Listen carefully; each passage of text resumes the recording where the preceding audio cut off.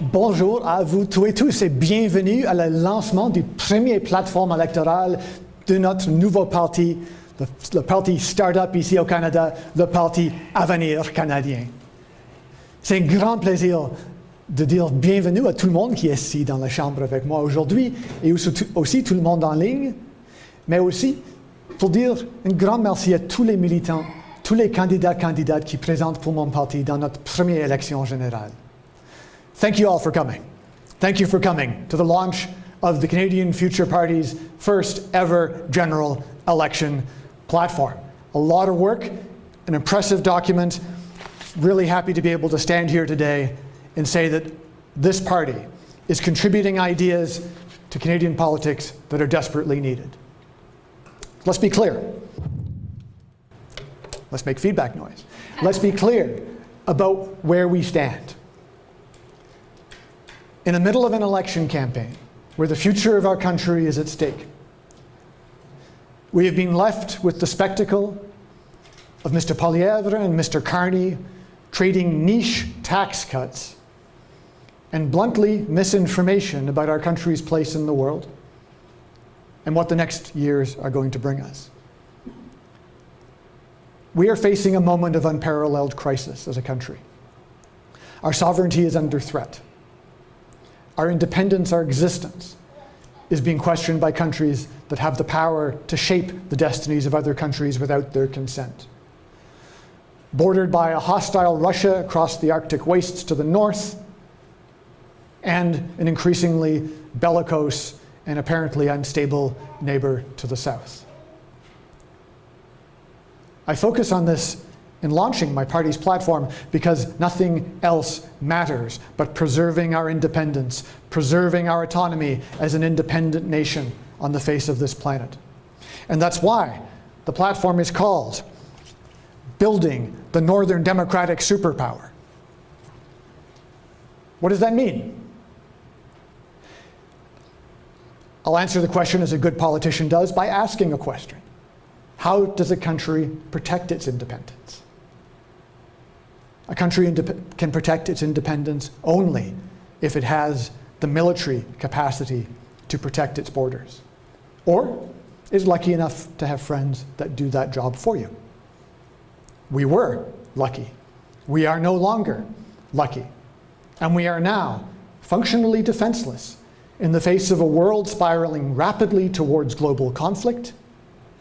And sadly, major party leaders in this country who have completely neglected their responsibility throughout this election campaign to be honest with Canadians about the threats that we are going to have to face in the weeks, not years, in the months, not decades ahead of us. So you'll see in this platform, first, a focus on rearming Canada.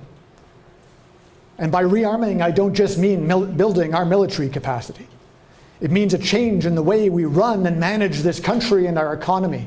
It means changing our industrial focus. It means looking at projects that we have said no to in the past and saying yes. That includes opening up Canada so that our energy resources, extracted as safely as they can be in a country that is blessed to have them, that we use those resources to defend our democratic allies in Europe, in Australasia, and around the world, while imposing the highest green standards that we can. A green future and a democratic future go together. A green future and a future where we embrace the power of our existing resources and use them responsibly to steward the transition to a new world. That's what this party is all about.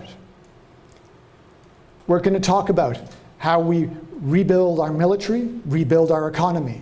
When I talk about rebuilding our economy, I hear from Mr. Carney this morning making an announcement on defense, and he's again talking about how when we rearm Canada, we're going to rearm Canada by building factories here at home. Who can oppose that? But equally, who can genuinely look at the situation the world is facing and say that we have the years required to start building industrial capacity to build weapons and other defense systems here at home?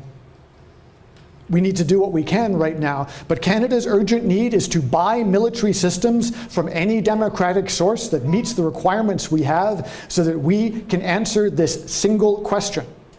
Can the Government of Canada defend Canadian borders? And until the answer to that question is yes, questions of economic development that link to defense have to be put in second place. So we need to buy now, build second, and plan for the long term. Let's build those relationships with our partners overseas. Let's join democratic alliances like an expanded European Union. Let's talk with our allies in Australia and New Zealand about how we can partner together. Let's embrace the new democracies in South Korea and Taiwan. And by the way, Taiwan is an independent country and Canada should recognize Taiwan, and that is in our platform. We need to stand for democracies wherever they are and to build with them. Because the alternative in 2025 is not some abandonment of the rules-based international order that led us to wealth and prosperity unlike anything the world had ever seen in the years between 1945 and very recently. It's not to decide to go back behind an isolationist wall as the Americans are choosing to do. It's not to allow the Chinese to use their huge population, their centralized control over their economy, and the forced enslavement of tens of millions of their people to offer some economic model that's appealing to Canada. We need a foreign policy based on values. We need to decouple from dictatorships and build free trade alliances with democracies, and we need to do it now. So that's why the first section of my platform goes into detail around how we prepare Canada for the war that has already begun. Next, the battle here at home. The second part of the platform is called Making Democracy Deliver. On a besoin de cibler clairement que les programmes sociaux qui sont absolument nécessaires pour le bien-être de notre population, absolument essentiels pour tous les Canadiens jeunes et âgés et tout le reste. We need good social programs in this country. I believe in the power of government to do the right thing. But I equally believe in the power of government to go too far, to do the wrong thing, to commit abuses, to be inefficient. These things aren't contradictory, and a politics based on the idea that they are is juvenile. We don't expect the people that we know to be perfect, and we don't generally expect the people we know to be awful. Everyone, everything we deal with in life is a mix of the good and the bad. And all government is, all democratic government is folks like us, looking at the problems in front of us, trying to figure out the ways to develop creative solutions. Let's do that more. Let's use the tools of evidence, the power of the scientific method and reasoning to come to the best possible conclusions. Because when they do, I think you come to some of the policies that my party has in our platform. I'll take two examples. First, early childhood education. It was my honor when I was minister in New Brunswick to sign a deal with the feds. We had concerns, justifiably, about federal overreach. And you'll see in the Canadian Future Party's policy a clear commitment to respecting provincial jurisdiction. The feds have got a job to do, and Lord knows that there's lots of areas the federal government is responsible for where they've kind of dropped the ball. The provinces have their job to do. And the last thing we need to do is to get in their way. Federalism and our federation exist for a reason, to allow different provinces to try and experiment with different ideas, see what works, evidence-based, the heart of what our party stands for. But early childhood education shows you clearly, you spend $1, your economy gets a $6 return on that investment. You have high quality programs that are affordable and accessible, people have more kids. Parents go back to work because they feel comfortable with the supports their children will get. At a time when we talk about a declining birth rate, at a time when we talk about declining productivity, at a time when we talk about how we're going to handle this closing down of the world, which is going to reduce the number of immigrants that we decide we want as a country.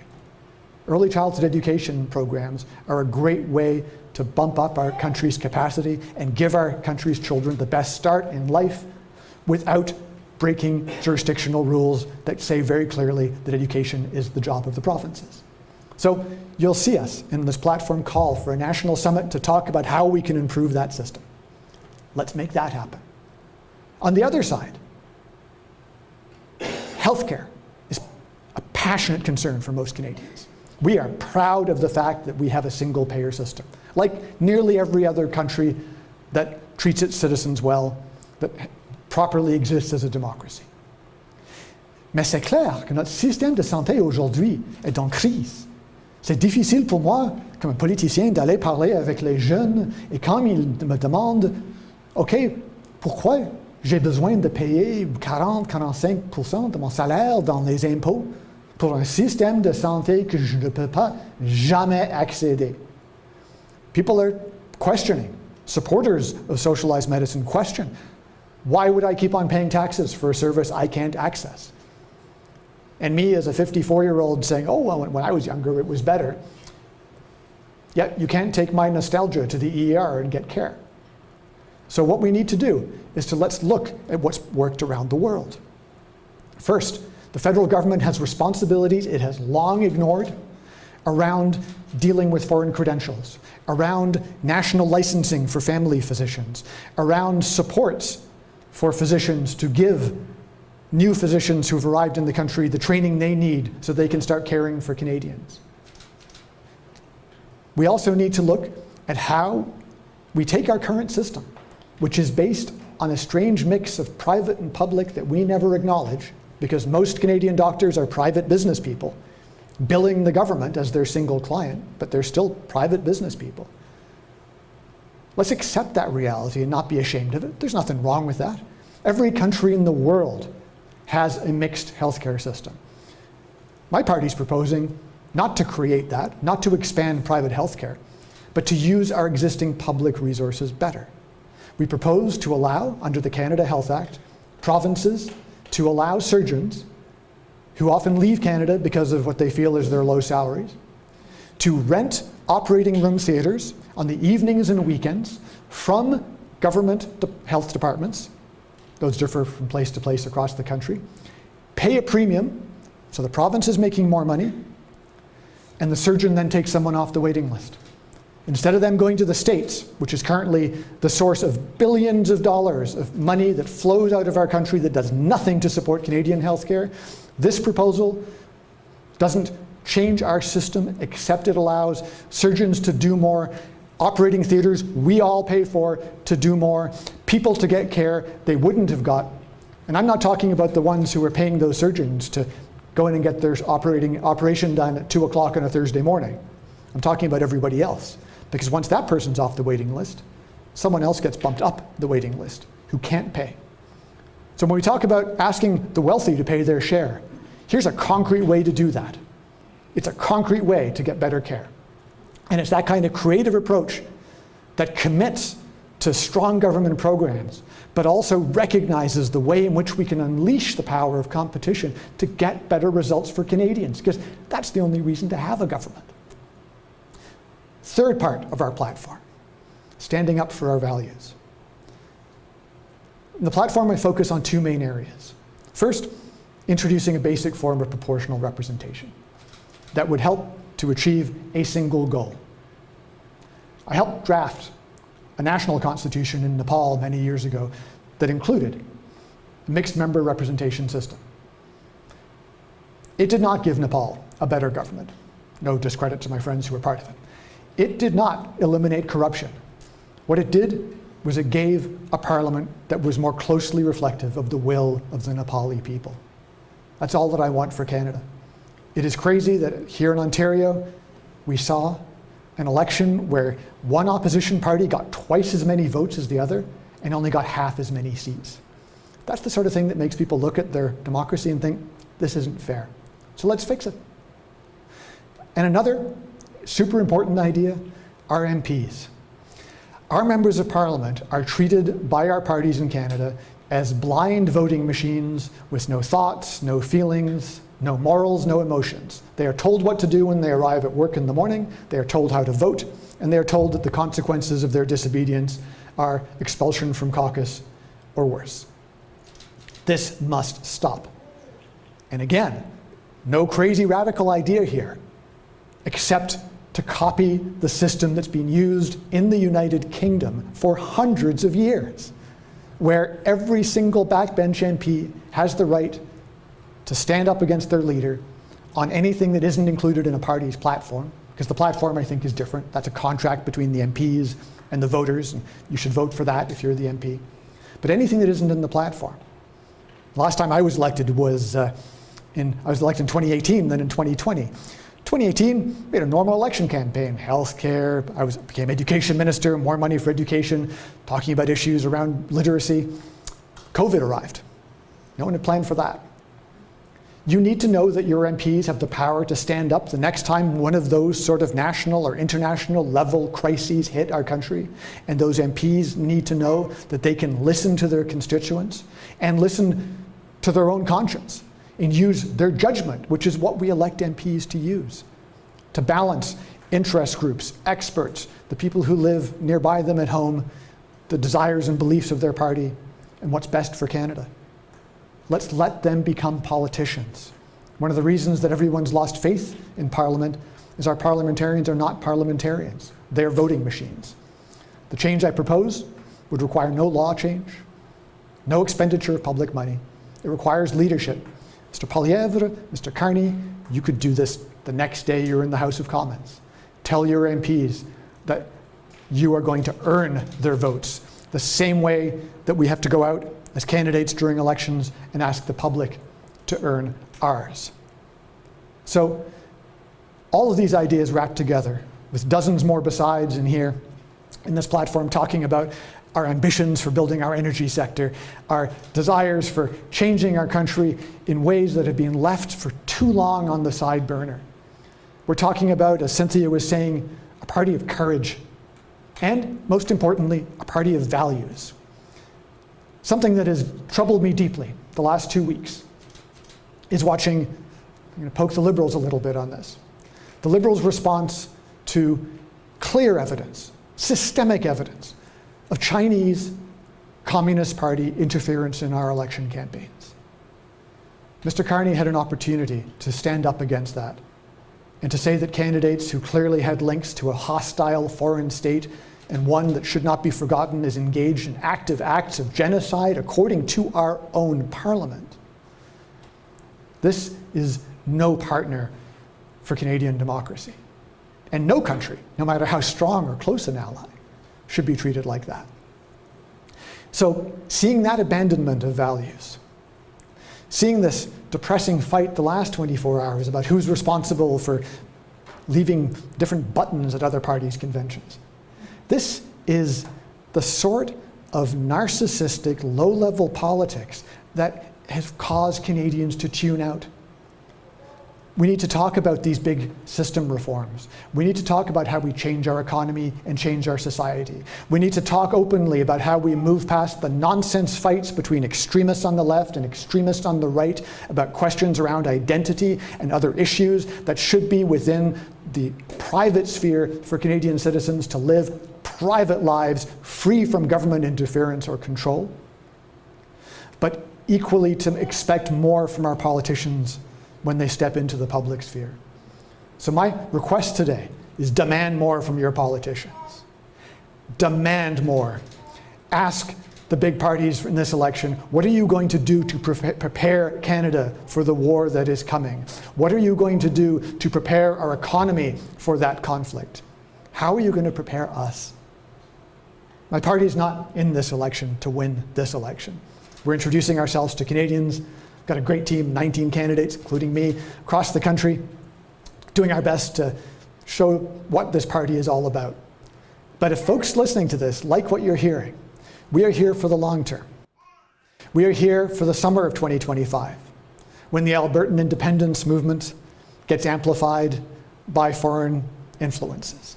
We are here for when any effort is made to disrupt the unity and peace and the order and good government of this federation that has done more to bring prosperity to its people than any country in the history of this planet. We're here, and I want to close on this point because it is one of the most important and often ignored areas of our public life. I'm here to say that we need a politics that puts a timeline for reconciliation with our First Nations, with our Inuits and Métis peoples across this country, so that the shameful failure that has lasted for hundreds of years of leaving treaty and other negotiations to just be passed on and passed on, that needs to stop. So a country united, a country recognizing the diversity of people around the world who have made it what it is, that's what this party is all about. We are going to continue to work in that direction with bravery, with honesty even when it hurts. We will apologize when we screw up, and we are going to do our best to change Canada so that in this election, we're introducing ourselves in a couple elections from now, when the baby that's crying has a right to vote and put those tears to concrete political use, that she's got an option that she can be proud of. Thank you so much for you all being here today. Merci à tous et tous pour être en ligne et je vous encourage fortement d'aller voir les deux plateformes qui sont disponibles. La version en ligne ici, c'est inclus une petite note. J'ai inclus une petite sticky note là-dessus pour dire Monsieur Poilievre, Monsieur Carney, s'il vous plaît, volez nos idées. Ce n'est pas comme vous nous offrez beaucoup en alternative. Hein? So let's get out there, let's change this country, let's get ready for what's to come, and let's make sure we've got an independent Canada to fight for in 2028, 2030, whenever we get the chance to go to the polls next. Let's make that election about transforming this country, not just little changes here and there, but the upgrade that we've been waiting for far too long. Merci vous tous et tous, et je serai heureux de prendre des questions.